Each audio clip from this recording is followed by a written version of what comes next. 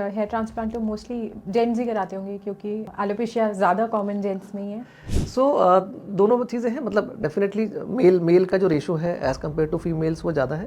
तो जो हेयर की जड़ होती है जिसे भी हम कहते हैं कि जिसमें फॉलिकल है उसके समेत निकाल लिया जाता है ये बाल। सो जब भी हेयर हार्वेस्ट करते हैं टिप को कुछ नहीं करते हैं, यूजुअली जब भी हम हेयर ट्रांसप्लांट स्टार्ट करते हैं तो शेव कर देते हैं। आपने बोला ग्रोथ फैक्टर्स हैं उनको भी हम प्लाज्मा के साथ मिक्स करके और इंड्यूस करते हैं।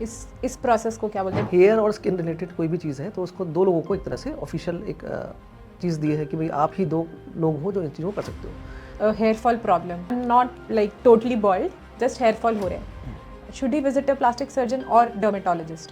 सो आइडियली तो यस, दीज टू स्पेशलिटीज़ को ही आपको विजिट करना चाहिए because they know everything about the anatomy the physiology. तो आजकल हम देख रहे हैं ना 1 in every 3 person has a hair fall problem. Right. पहले इतने नहीं झड़ते थे बाल, आजकल बहुत लोगों के बाल झड़ रहे हैं, बोथ द जेंडर्स। सो बहुत सारे फैक्टर्स हैं, मतलब स्टार्टिंग फ्रॉम द एनवायरनमेंट, देखो pollution is also one of the reason for hair fall.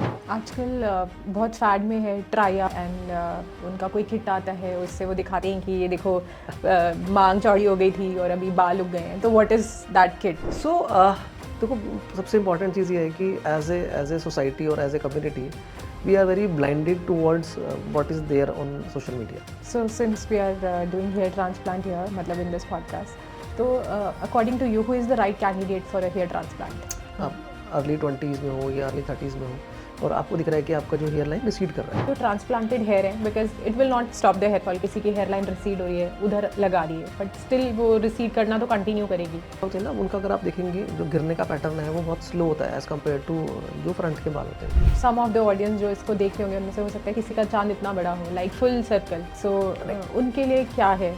Donor area कहाँ है उस पर डिपेंड करता है। सो अगर आप 3-4 हज़ार रुपये किसी हेयर केयर प्रोडक्ट्स पे खर्च कर रहे हो तो उसमें एक 800 रुपये का कंसल्टेशन भी जुड़ ले, एटलीस्ट क्रेडिबिलिटी है ना।